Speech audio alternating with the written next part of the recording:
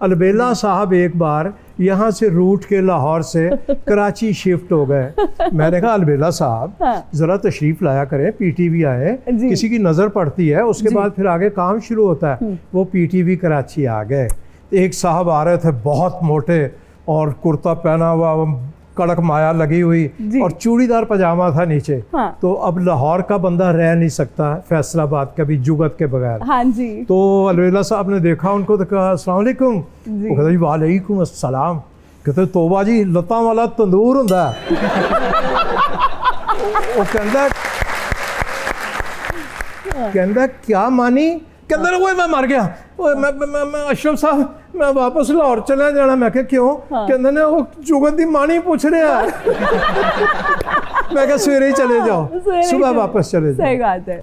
अच्छा, आपने ये जगह का नाम लसूड़ी शाह, राइट? जी जी। आपने भी वहाँ कवालियाँ तो बहुत सुनी। बहुत सुनी मैं। तो आप भी कवाल होते होते बच गए?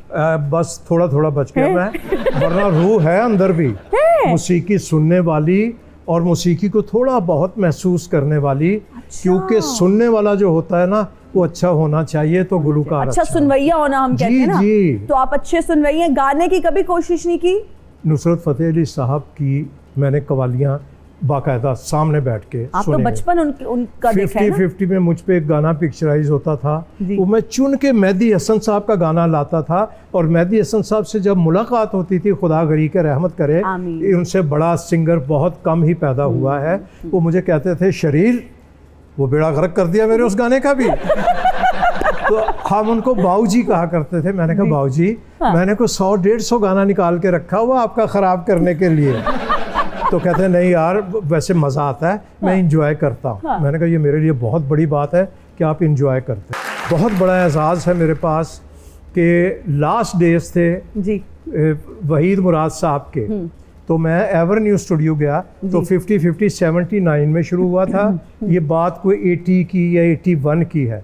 तो उन्होंने दूर से मुझे देखा, मैंने बहुत झुक के सलाम किया, उनके घुटने छुए। मैंने कहा अस्सलाम वालेकुम सर। कहने वालेकुम अरे भाई यार आप गाना बहुत अच्छा पिक्चराइज करते हो।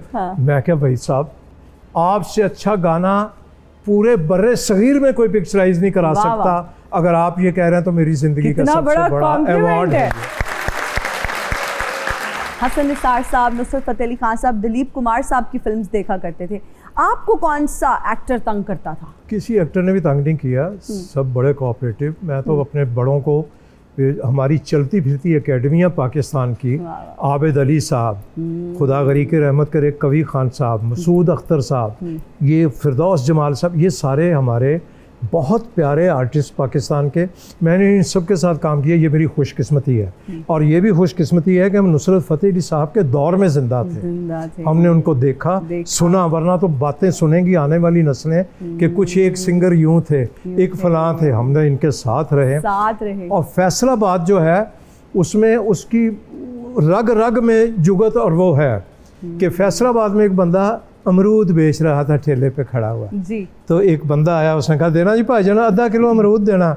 उसने अमरूद दिए तो उसने पहला अमरूद पकड़ा, उन्हें कहा ओए इसमें तो कीड़ा है। कहता भाजी तुहाडी किस्मत है, ये तुहाडे तो पहला जिहड़ा आया सी ना ਉਹਦੀ ਤਾਂ कार निकल आई सी अमरूद चों, ये तुहाडा कीड़ा निकलिया, तुहाडी किस्मत भैड़ी है। किसी ने जाके, एक बुढ़िया बैठी हुई थी 80-90 साल की, तो वो को पता ढूंढ रहा था एड्रेस। वो कहता माँ जी सलाम अलैकुम। कहती पुत्त वालेकुम अस्सलाम। कहता ये कच्ची बस्ती है? कहती पुत्र टक्कर मार के देख ला कच्ची है कि पक्की है। ये उनके वो है मिजाज में शामिल है, मिजाज। बेशक। अच्छा सर, मैं इस कॉन्टेक्स्ट में पूछना चाहती थी कि किसको देख के आप इंस्पायर हुए और आपने एक्टिंग शुरू की? मेरी खुशकिस्मती ये रही कि मेरे उस्ताद मोहतरम निज़ामुद्दीन सब बता चुका हूँ। उन जैसा गुफ्तगू, उन जैसी बात वो बहुत कम लोगों कर सी।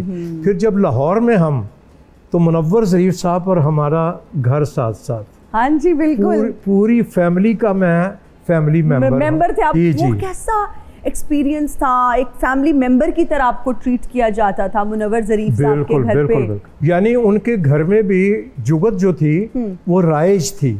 अच्छा। कि खुदा गरी के रहमत करे, उनकी जो वालिदा मोहतरमा थी, वो अगर किसी ने घंटी ज़ोर से बजा दी ना बाहर दरवाजे की टी, तो कहती है काका बाहर वे कौन है जोड़ा घंटी के उत्ते ही बह गया है।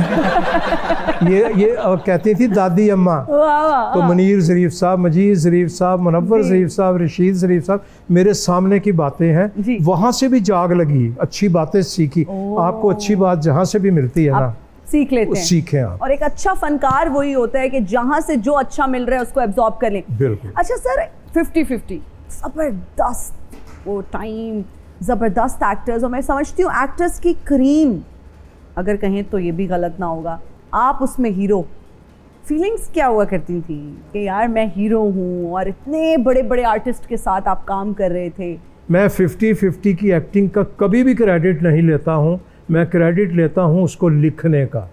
वाह वाह। हम लिखते भी थे उसके स्किट्स बैठ के। अच्छा। शुएब मंसूर साहब, इस शुरू के अनवर मकसूद साहब ने 3 महीने लिखा था, फिर कुछ खटपट हो गई थी, फिर टीम लिखने लगी, तो हमने बड़े बड़े मार्कातुल आरा उसमें आइटम लिखे, उसका क्रेडिट मैं लेता हूँ।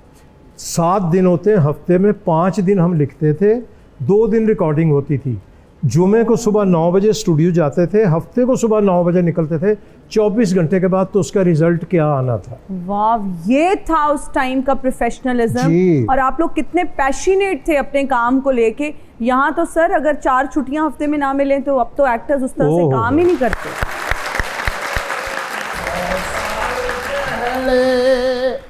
ए भाई जवान था, ए भाई जवान था, आज भी है और कल भी रहेगा। बहुत शुक्रिया, बहुत शुक्रिया। आप जैसे बुजुर्ग जो है ना वो आईसीयू से भाग जाते हैं और फिर घर वाले मज़ार बनवा देते हैं कि जी बाबा जी कितने गायब हो गए ने। ਤੁਹਾਡੇ ਵਰਗੀਆਂ ਕੁੜੀਆਂ ਜਿਹੜੀਆਂ ਮੇਰੇ ਵਰਗੇ ਬਾਬਿਆਂ ਦਾ ਹੀ ਪਿੱਛਾ ਕਰਦੀਆਂ ਨੇ। अल्लाह माफ ओए करे, होए ज्यादा बाबा। फ्री ना हो। ਮਾਂ ਕੀ मोबाइल चुक लिया किसी का, क्यों माफिया मंगन डे? अच्छा क्यों आए हैं यहाँ पर आप? तो मतलब अब मैं कहना भी नहीं चाहती, मायूब लगेगा।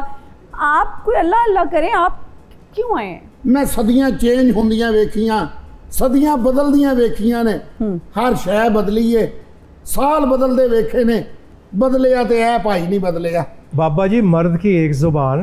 अदालत में एक बंदा पेश हुआ था ना, तो जज साहब ने कहा चलो जी बाकी बातें तो बाद में होंगी। वो तुम्हारी उम्र क्या है? कहता जी 55 साल। वो कहते 6-7 साल पहले भी तो मेरे पास आए थे।